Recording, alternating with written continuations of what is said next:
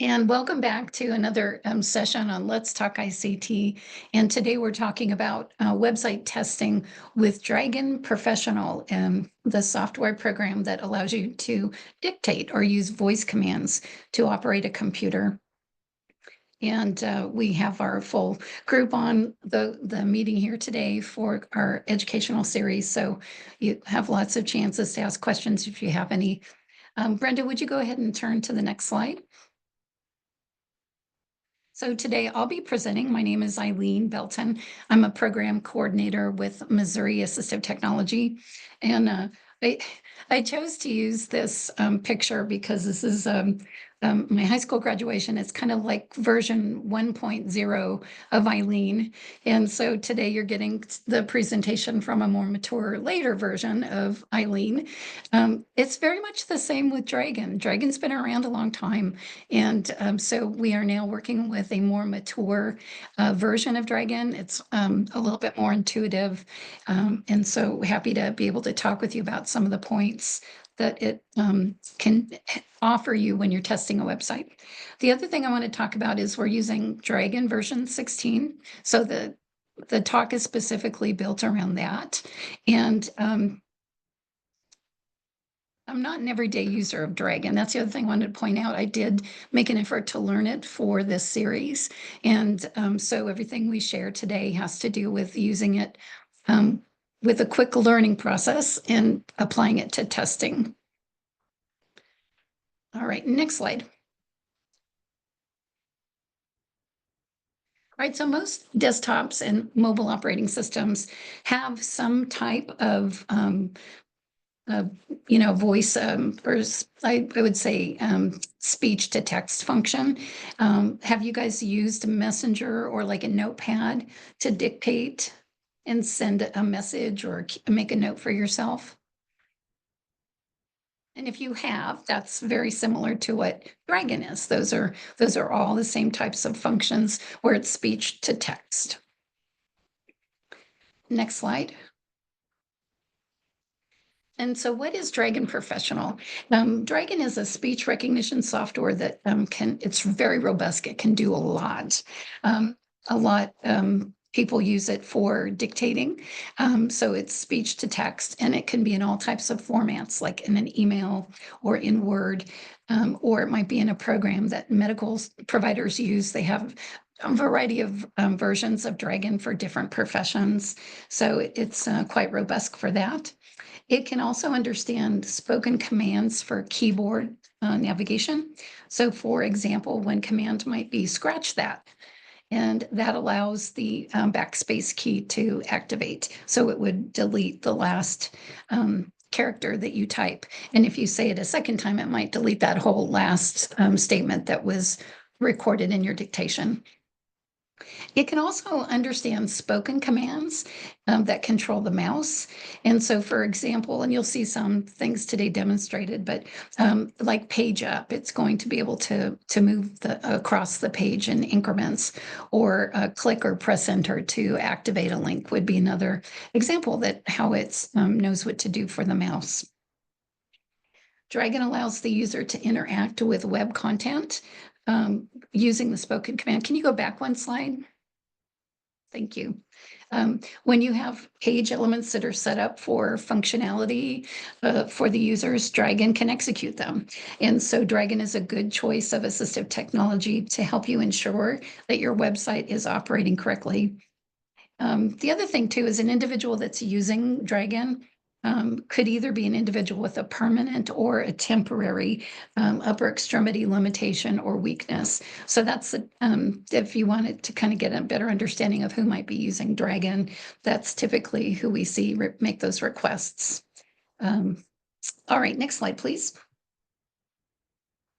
So now this type of assistive technology really touches across the whole POUR spectrum in the WCAG success criterion. The demonstration that we're doing today really focuses on 3 of the operable success criteria. And then later on at the end of the session, Lainey's going to address a broader perspective of best practices. But the main 3 you see here, the first 2 are level A, so testing for keyboard access. That's 2.1. 2.4.1 is going to be the bypass block, such as a link that allows the user to skip right to the content. Level AAA is a 2.4.7, and that's focus visible. And so that allows the action performed to match the visible focus. So, and a good resource to look at, I have this link here, and Brenda, are you able to copy and paste that again into the chat? The TPGI resource that you might want to look at is a section where they have a lot of articles on information, and they have done a really comprehensive one about testing websites for accessibility with speech recognition. May not be the same version of Dragon that we're talking about today, but a lot of it applies. So I've got the link there too for you to see in this video. Next slide, please.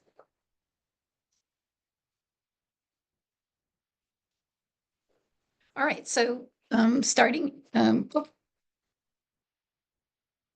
Yep, there you go. Thank you. So starting out, you would want to set up Dragon the first, if you're with the state and you'll be borrowing one of our kits here in the near future, you would have to set up a voice profile. And so it's a very short process. It used to be a lot longer. So they've done a great job of accelerating the time that you need to spend doing this. You would just follow the prompts through the software that Dragon will have you read something, and then you'll see it processing, and then you'll read something again. And then pretty soon it's going to start to recognize your voice. When using Dragon, it's best to speak slowly and clearly. And a pro tip really is to pause between commands. And this I learned by actually not doing that. So it's just a great tip when you're starting out. So you actually might feel like you're talking slower than normal. To set up Dragon, you just follow the prompts to set up your voice file so it can understand. That's the bottom line with the setup piece. And it will tell you some of the options that you can say for commands. It also has this really nice feature in the tool. When you don't know what to say, just say that. When the mic is on, you say, "What can I say?" And it'll drop down a little menu that gives you choices for like formatting a document you're working in and so forth. It gives different topics. So you can select one of those and then it'll give you some suggestions. So kind of a nice little piece. Dragon offers a visual toolbar that will pop up once it's turned on, and it has a little microphone icon in it. And so you can either touch it with your mice or you can use your voice to say two things. One is wake up, and it's correlated with color. So when it's when you're waking it up, that means that it's hearing the command, and everything that's spoken from then on, Dragon is processing. So that could include voices around you. So this would be one software to be aware of when you're testing, to kind of pick a quieter background to work with. Let's see. So when the mic is on, it's going to be green. If you want to put it on hold, you would say go to sleep, and then the mic icon is going to turn blue. And then it's not hearing anything that you're saying at that point. And then when Dragon is completely off, it's red. So there are some colors that coordinate with that. You'll see in the demonstration here that's been recorded in a few minutes, there is a couple of times, because I have a soft voice, that it didn't hear me. So, and you have to repeat it another time. And it's just a process of learning what the volume level would be if you have a soft voice like mine, but not for everybody. Okay, next slide. So here are the basic commands that you use on Dragon when you're testing.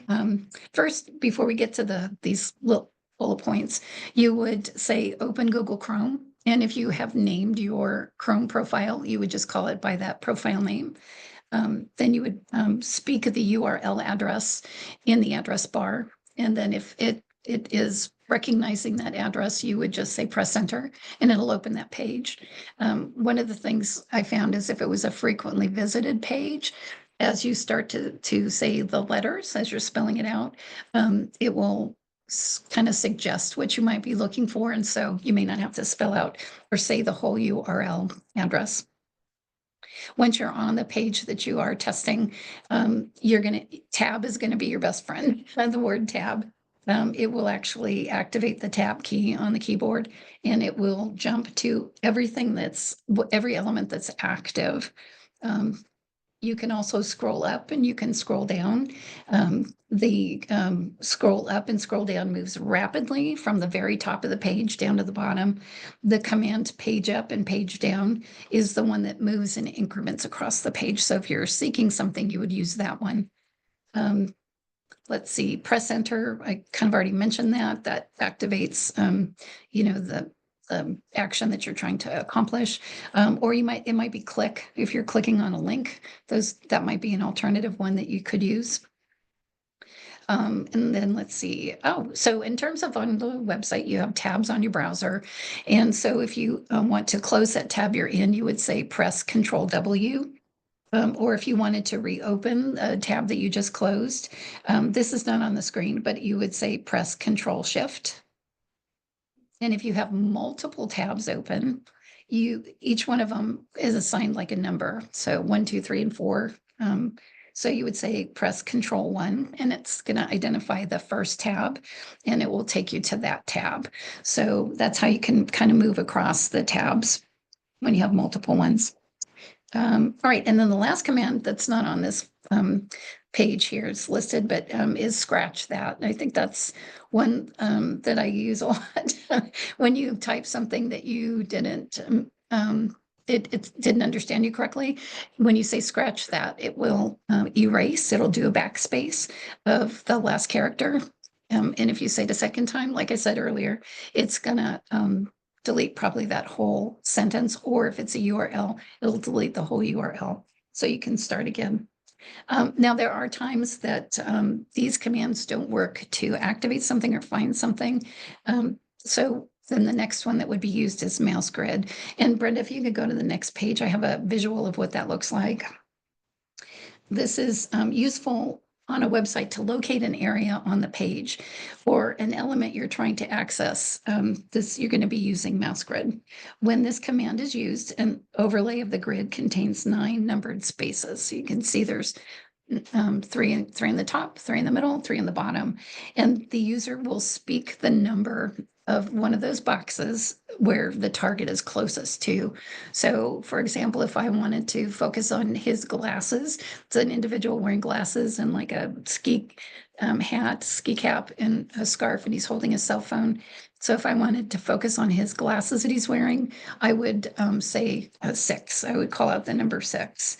And then it starts to slowly change the grid size as it gets closer to the target. That you can go through a series of deeper grids to create that precise location. And when your target is located, you use the command mark. So that's how you would actually get rid of the grid, and then it's on that area that you are trying to access. And that's where your cursor ends up. So we'll see this demonstrated in the video here in just a moment. And Brenda, at this point, can you stop sharing this and show the video?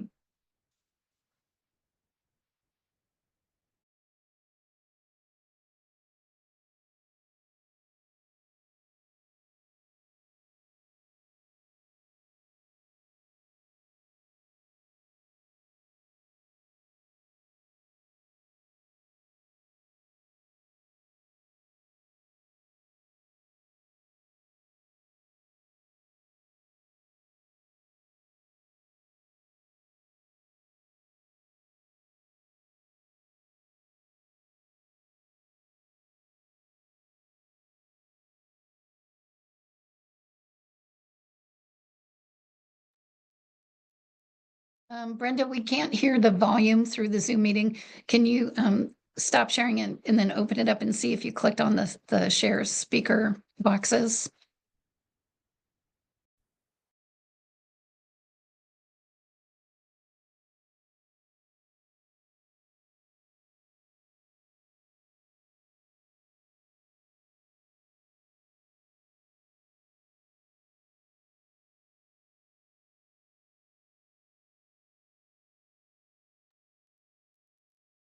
Okay, is it stopped sharing?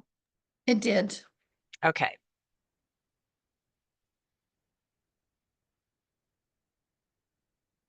Oops. I apologize. Hold on just a minute.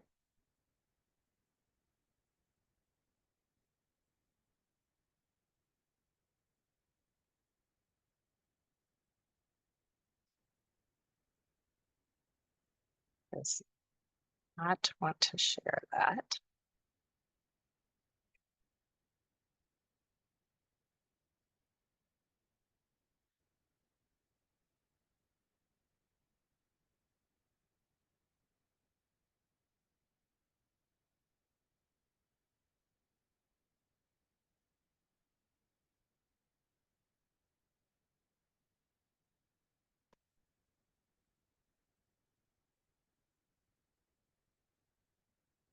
Are you seeing This is a demonstration of Dragon Professional version 16, navigating a website.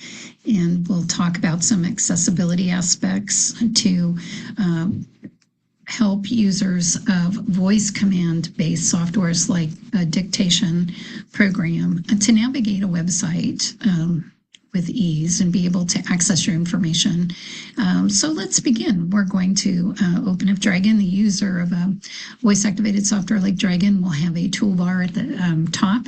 And so we have a microphone icon that's right now showing as a red color because it's turned off.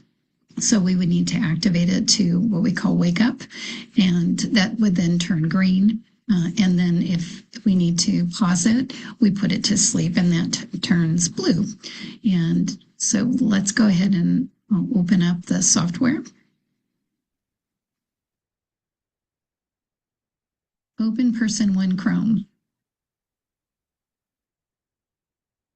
A. Press enter. Go to sleep. So Dragon accessing the web has a couple of commands that you can use. Tab helps you navigate down the page by the elements that are active. And so that includes a URL, website link that's active, any drop-down menus, images that have action-oriented elements connected to it, form fields and such. And then we can also scroll down the page, or we could page up and down. And we'll demonstrate some of this for you here. Wake up. Tab. Tab. Tab. Tab. Tab. Tab.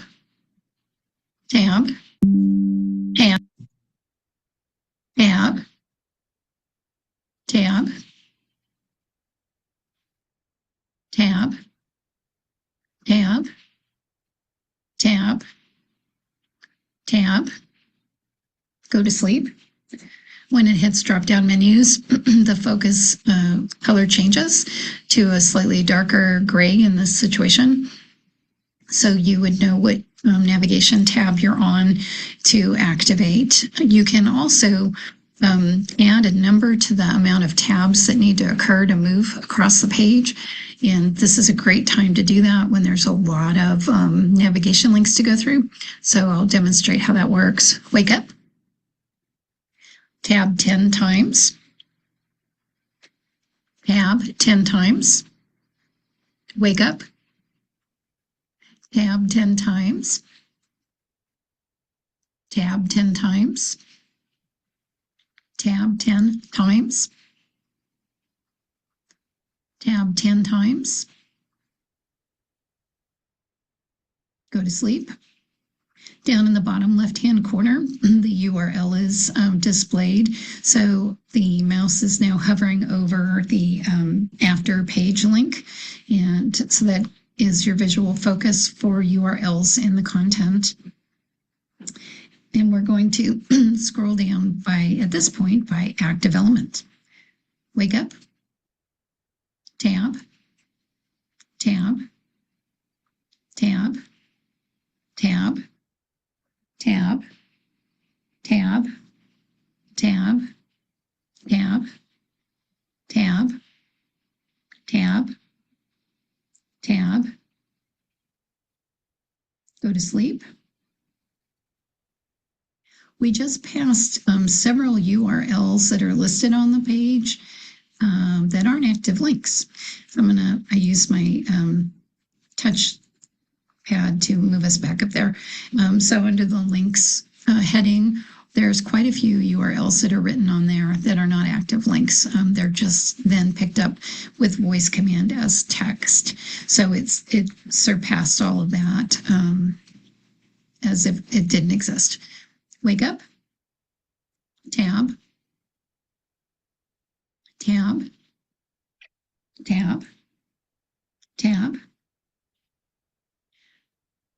go to sleep. Now we'll fill out a form, and a form should be easy to maneuver through using the same command tab.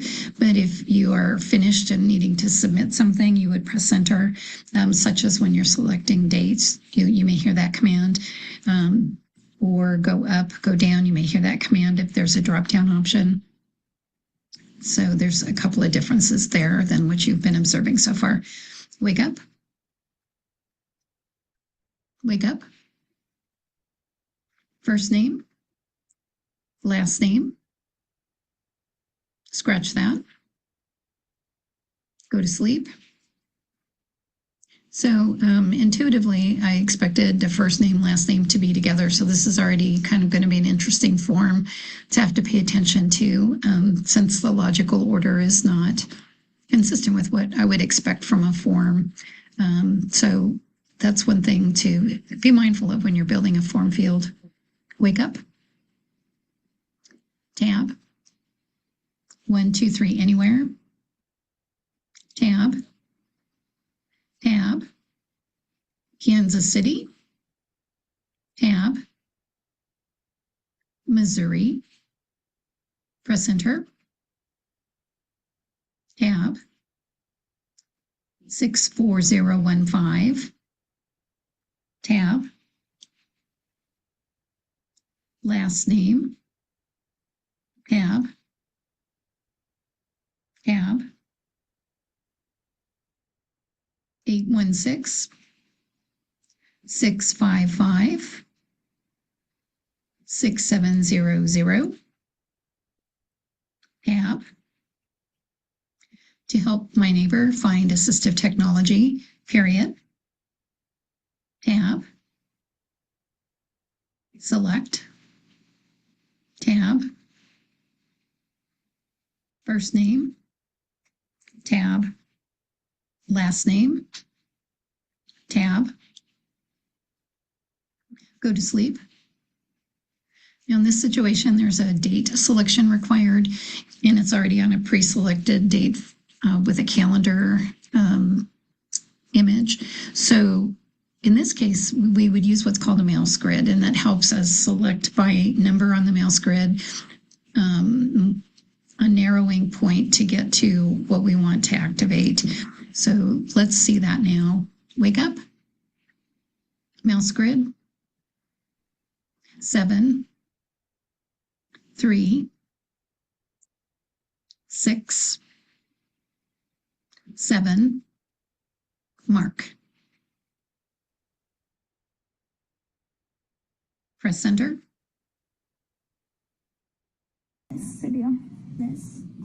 Page up. All right, so it appears, go to sleep. Go to sleep. It appears that we have activated the submit button when we selected the date. So that was kind of interesting. So unexpectedly, I've finished the form. I don't know if I filled out everything needed or if I had any typos because I did not get a chance to proofread. Let's go to the next page because it has a little bit more of an accessible form option, including the date feature. I want to demonstrate the difference between formats used for dates and forms.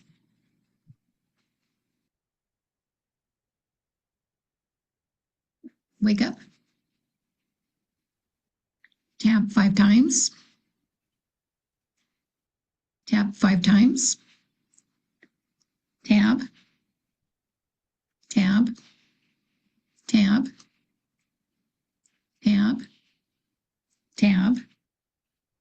press enter.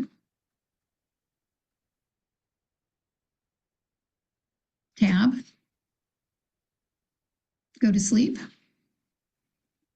So here, the skip to content shows, that's one of the benefits with the voice command software Dragon, allows us to see that command. It's typically hidden just for screen readers. So we can then make the choice to activate that. And in this case, I will, because it will skip through all of the navigation of the drop-down menus. That's an awful lot of tabbing to go through. Wake up, press enter. Tab 6 times. Tab, tab, tab, tab, tab. First name, tab, last name, tab. Press enter. Go down 8. Press enter. Tab. Press enter. Go down 20.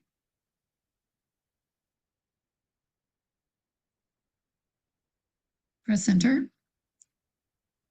Tab. Press enter.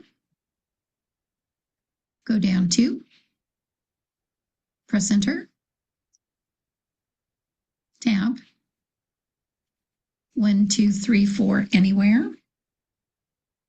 Tab. Tab.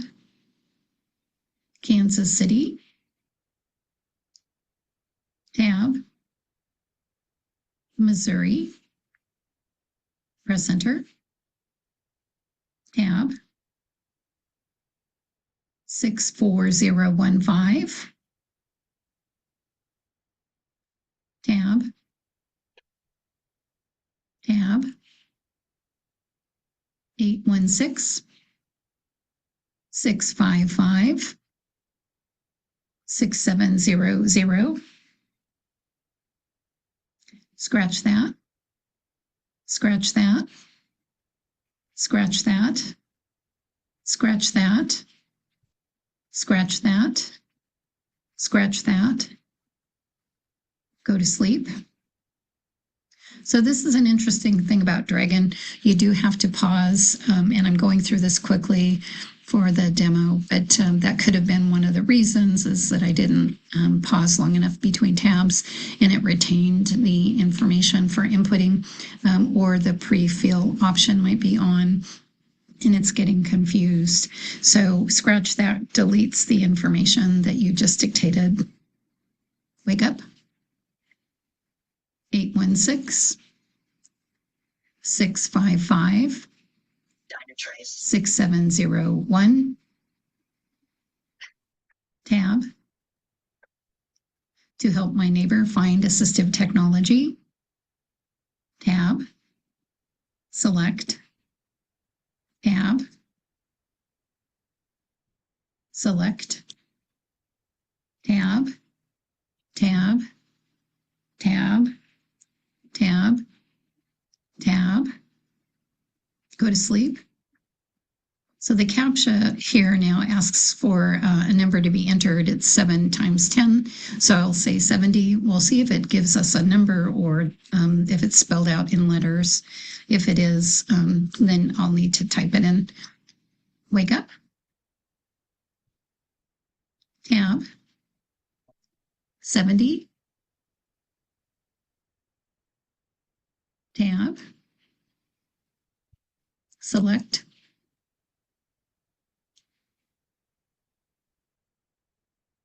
Go to sleep. So in this version of the form, we get a chance to review our information that we've inputted for typos, to correct anything. And so I'm using the laptop again to scroll up and down just to show you that information. And then we can either return to the page and make edits, or we can submit the request, which I'm doing. And it takes us to the next element. And the last part of this demonstration, let's see if we are at that place, is to activate the controls for the video. Wake up, tab, press enter. This video, this, Press enter, of this, this. go to sleep. All right, and this concludes the demonstration for Dragon.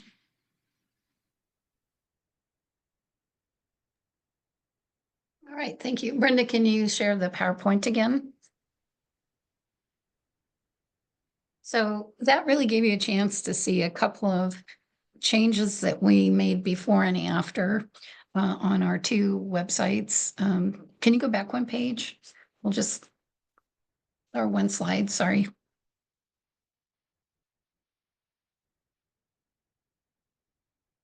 One more. There you go. We'll just leave it here for a second.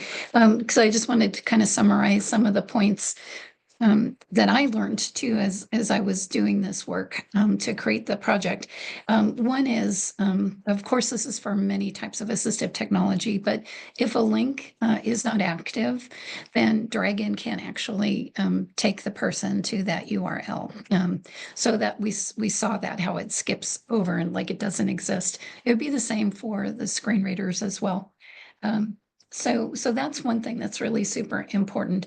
When you have it made accessible with the link anchor text connected to the URL, then you would only have to say click and then read out whatever the link text is. So it will take you right to that URL if there's a lot of URLs on the page. So that's kind of a nice feature about Dragon. Second, when testing the form, the before and after form. This is how I learned that you can look into your website program and find different field components so that you can make choices like see if there is an option to have a preview before submitting. Same thing with the calendar. The first page or before page had a really basic calendar. And that actually took a little bit more time for Dragon to access that selection option.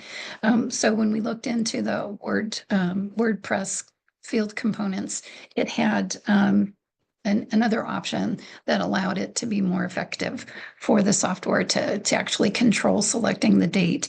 And so I'd encourage you to do that if you're building a page or editing a page. Look at what options you have in your components for building these features. Let's see if there's, is there anything you'd like to add, Kyle? I know we kind of talked through some of these points yesterday and I'm running through them real quick, but I'm going to give you a chance to say something if you'd like. Um, I guess the only thing I would say about the anchors, or the links and stuff, it's not only for anyone using a screen reader too. It's if you're just using a mouse and someone just has put an HTTP link on a page and not made it use the proper A tag, no one's going to be able to click on it. I mean, you could select a text and copy it and paste it into a new tab, but no one's going to be able to click on it because it's just text. So Right, it's good really, point. yeah, Yep. it's really important for you to, if you're making links on a page, make sure you're using the proper semantic anchor tag for your link. Thank you. Yeah, and like Eileen was saying, look at your different components. This is WordPress, so if you're using WordPress, that those options are available to you, or however you're building your website, look at your different components and test it out, or ask people what works for them, what components do you find accessible, and that's a good way to get some of that information out there if you're not sure. Besides just go ahead and testing it. Yep. Excellent points. Thank you. And then let's go on to the next slide. Lainey has a couple of points she'd like to make on best practices because remember I mentioned that it covers a wide range of the poor success criterion. And so this is going to dive a little bit more into that. Yeah, thank you.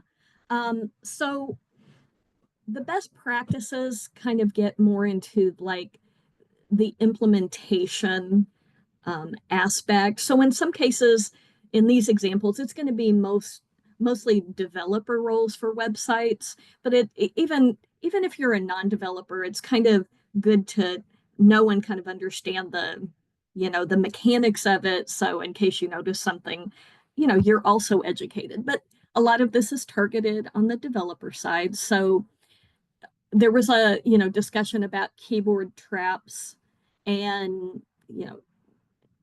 situations where areas were skipped, and keyboard traps often occur within form fields, drop down menus, other input areas, embedded media players, third-party widgets like calendars and captchas, and pop-up dialog boxes. And typically the issue is found within the JavaScript, and some JavaScript functions might override a behavior that causes it. And developers should just test thoroughly when they're adding new elements or make major changes to make sure that they haven't implemented something new that maybe causes some of this keyboard trap errors. Next slide. We mentioned skip navigation. Skip navigation is something that's really important to implement, for a wide variety of assistive technologies. And this just kind of gets into the logistics of how it's implemented. And, through keyboard tabbing, it activates a skip to content button at the top of the page before any kind of repeatable navigation elements are included on the page. And then the target is, it jumps down, it's a link to the main content area. So any of those repeatable areas can easily be jumped over and they can get straight to the area where the content. And then this just explains kind of logistically it's either an HTML anchor or a target on a main HTML element. Next, please. And then content order and visual presentation. Again, using semantic HTML is kind of the underlying thing that you want to do when you're building websites, because that semantic HTML will natively give you accessible code. And this will give you a logical top to bottom, left to right order, and then just some tips and things to think about when using tab index, which is something that controls the order of how content is navigated. 0 and negative numbers can be useful and accessible. And then using a tab index greater than 0 that's kind of where many times you're going to see things go out of order, that when you go into keyboard testing, that things aren't navigating in the order maybe that you visually would be expecting. And you may need to rethink your content order strategy when you're implementing tab index. And that covers best practices. Thank you, Lainey. So we covered kind of a wide spectrum. Is there any questions at this point about using Dragon version 16 for testing websites? So far in the chat is just the link that Brenda sent out for the TPGI. But yeah, if anybody has any questions or anything, feel free to put it in the chat.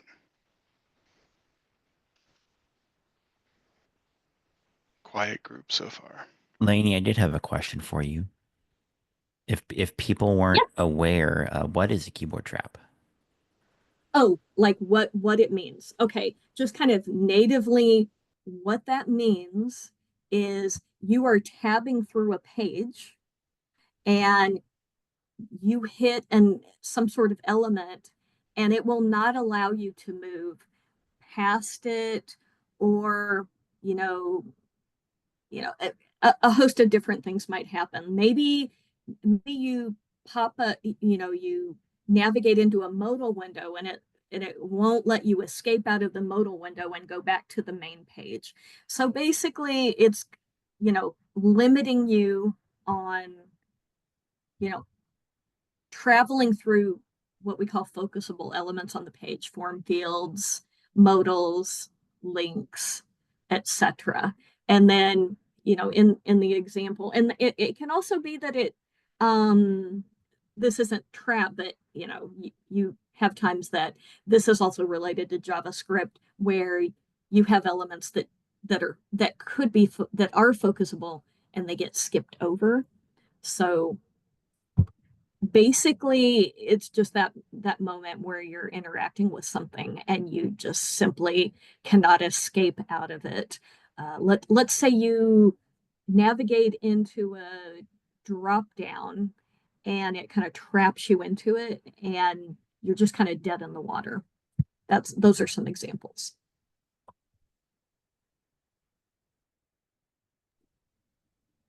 Yep, sounds good. And then someone asked the last time they used Dragon, it had a hard time with their Southern accent. Have they improved that aspect of Dragon? Yeah, that's And a really good question. Yeah. And I would say, yes, they have.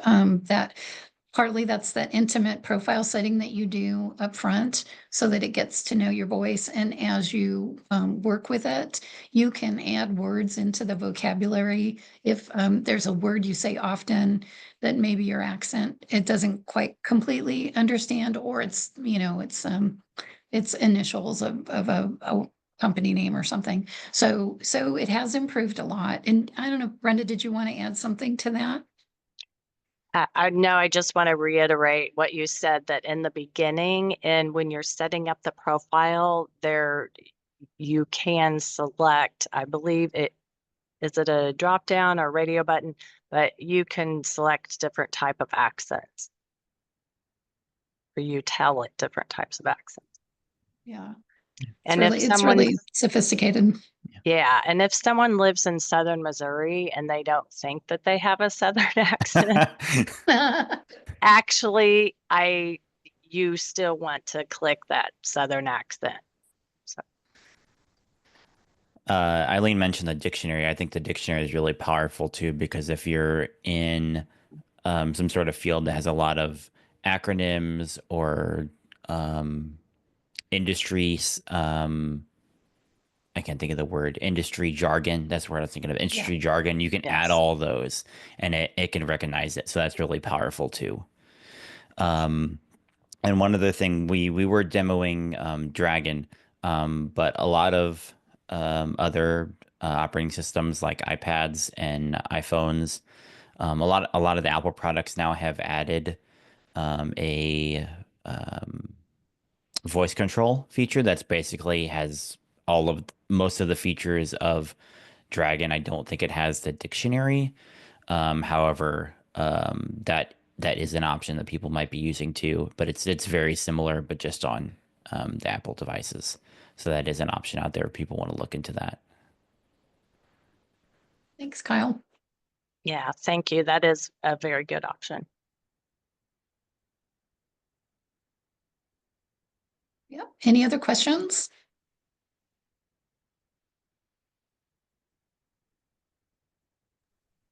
The option on Apple is Voice control. yes, voice control. I can't think of the word. Yes, voice control. And it'll just be in your accessibility settings, but Apple will have a bunch of online documentation talking all about it, and you can look it up and learn all about it. Yep. Thanks. I think Dragon's fun. It was very a quick process to learn it. And once you get it down, it's kind of hard to walk away from it because it is easy to use. But hope that this helps you with your website testing. And thank you, everyone, for your attendance today. We'll let you go ahead and leave early today since we covered the meat of everything. And have a great rest of your day. Thank you, Eileen.